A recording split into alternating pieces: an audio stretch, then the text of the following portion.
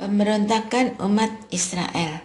Lalu segenap umat itu mengeluarkan suara nyaring dan bangsa itu menangis pada malam itu.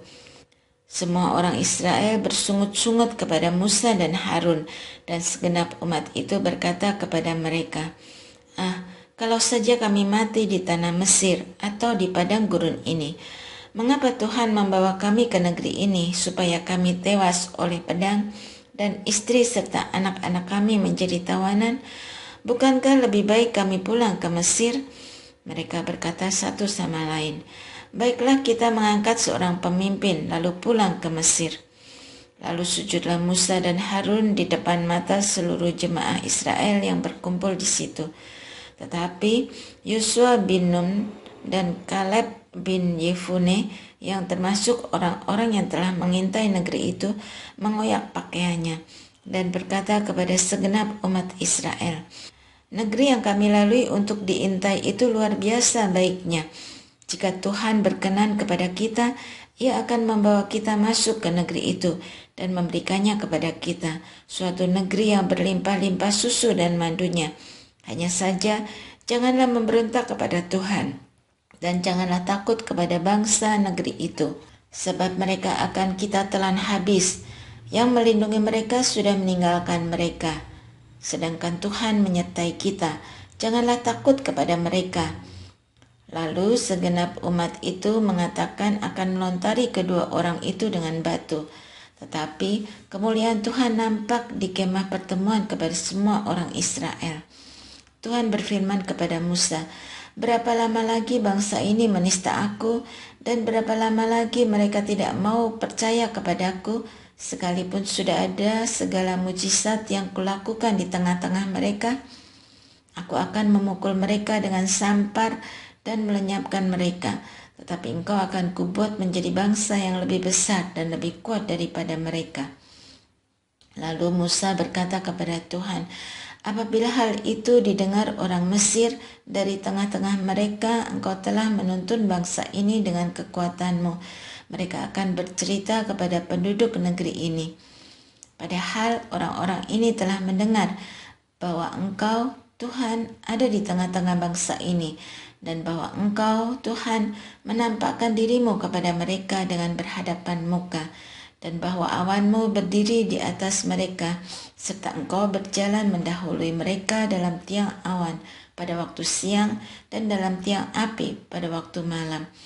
Jika engkau membunuh bangsa ini sampai habis, bangsa-bangsa yang mendengar kabar tentang engkau itu nanti berkata, Tuhan tidak mampu membawa bangsa ini masuk ke negeri yang dijanjikannya dengan sumpah kepada mereka, maka Ia membantai mereka di padang gurun.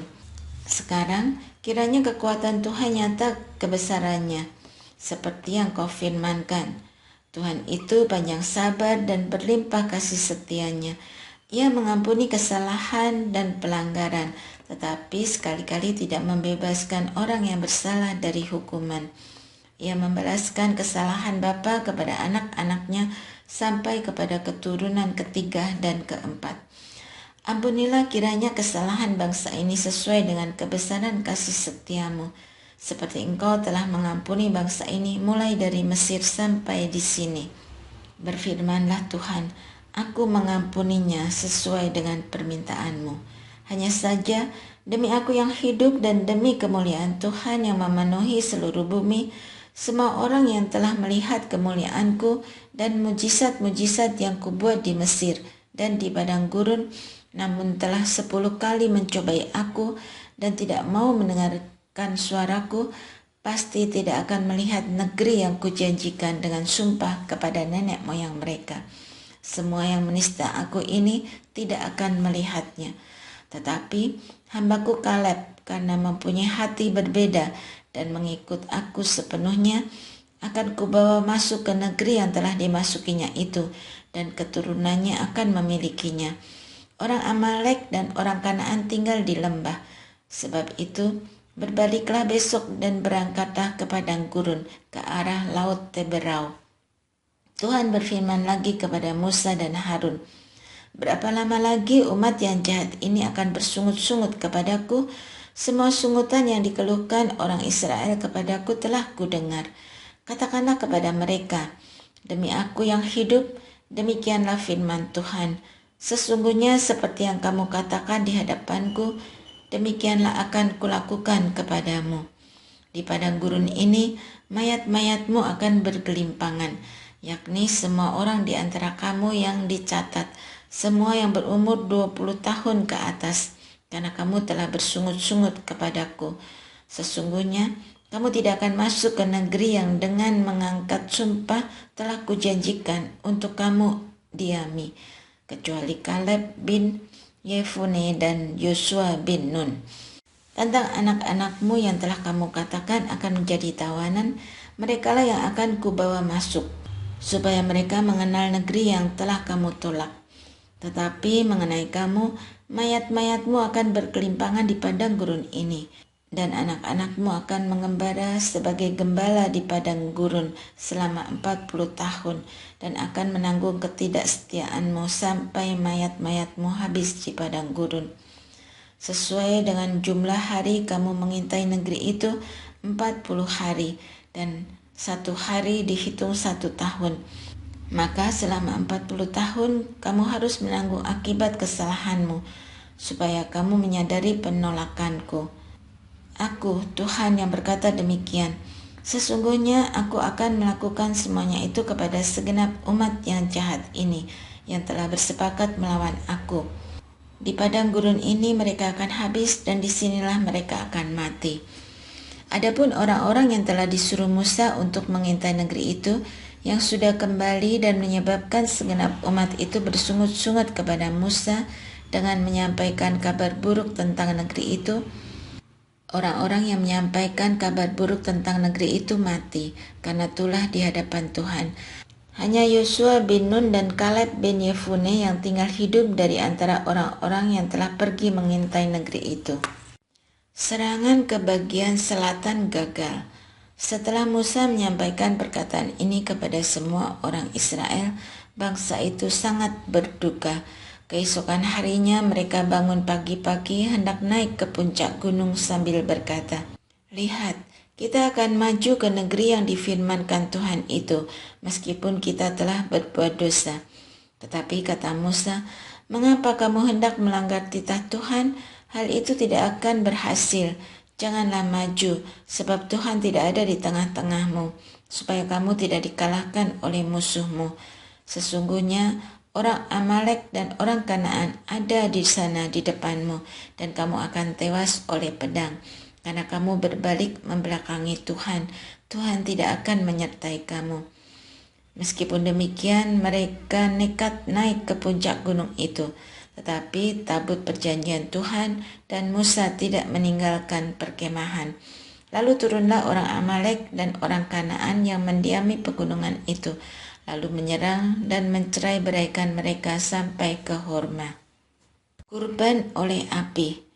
Tuhan berfirman kepada Musa, "Berbicaralah kepada orang Israel dan katakanlah kepada mereka, apabila kamu masuk ke negeri yang akan kuberikan kepadamu menjadi tempat kediamanmu, dan kamu hendak mempersembahkan kurban oleh api bagi Tuhan dari lembu atau kambing domba, baik kurban bakaran atau kurban sembelihan, baik sebagai pemenuhan nasar khusus atau persembahan sukarela atau persembahan pada waktu perayaan-perayaanmu, untuk membuat bau yang menyenangkan bagi Tuhan, maka orang yang membawa persembahannya kepada Tuhan haruslah mempersembahkan sebagai kurban sajian 1/10 eva tepung terbaik diolah dengan 1/4 hin minyak. Bersama kurban bakaran atau kurban sembelihan itu, engkau juga harus mempersembahkan 1/4 hin anggur sebagai kurban curahan untuk setiap ekor domba yang dipersembahkan.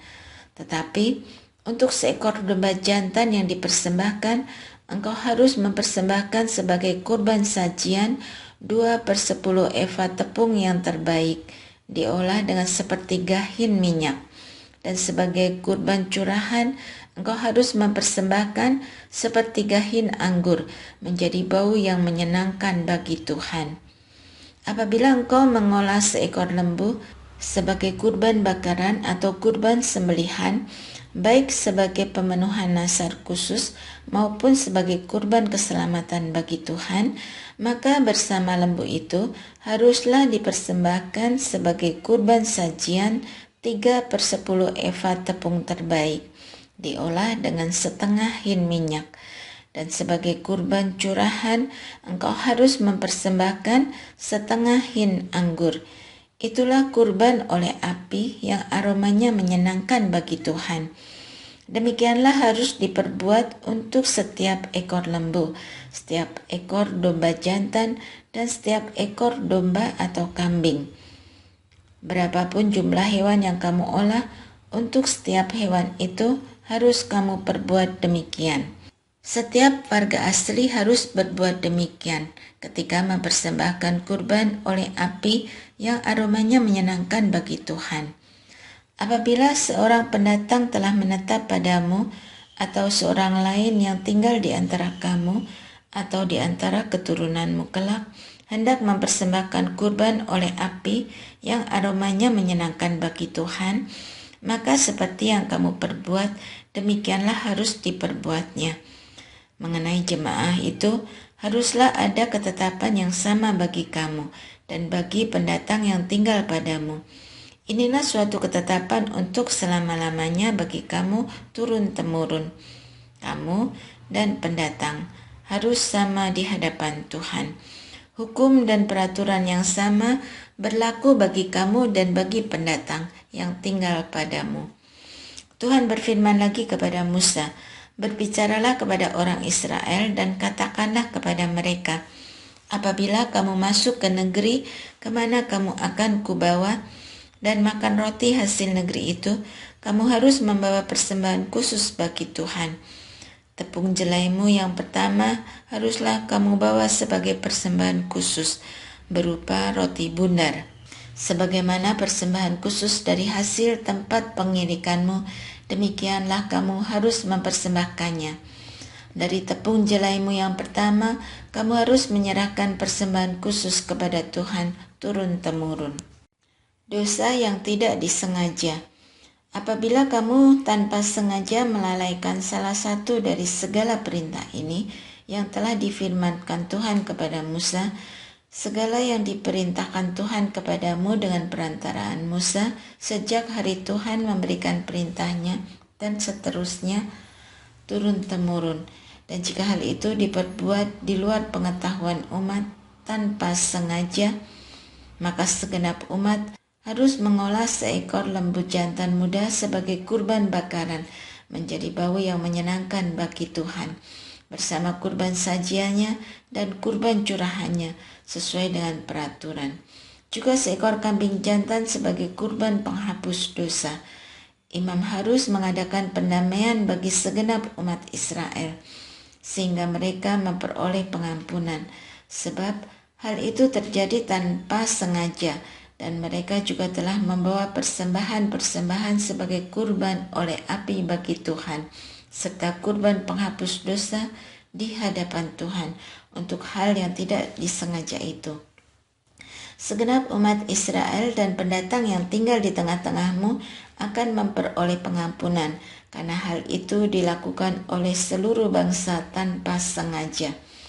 Jika satu orang saja berbuat dosa tanpa sengaja, ia harus mempersembahkan kambing betina berumur setahun sebagai kurban penghapus dosa. Imam harus mengadakan pendamaian di hadapan Tuhan bagi orang yang tanpa sengaja berbuat dosa, sehingga dengan diadakan pendamaian baginya, orang itu beroleh pengampunan. Baik bagi warga asli Israel maupun pendatang yang tinggal di tengah-tengah kamu, hukum yang sama berlaku bagi mereka, berkenaan dengan orang yang berbuat dosa tanpa sengaja. Tetapi orang yang berbuat sesuatu dengan sengaja, baik warga asli maupun pendatang, orang itu menghujat Tuhan. Ia harus dilenyapkan dari tengah-tengah bangsanya, sebab ia telah menghina firman Tuhan dan melanggar perintahnya.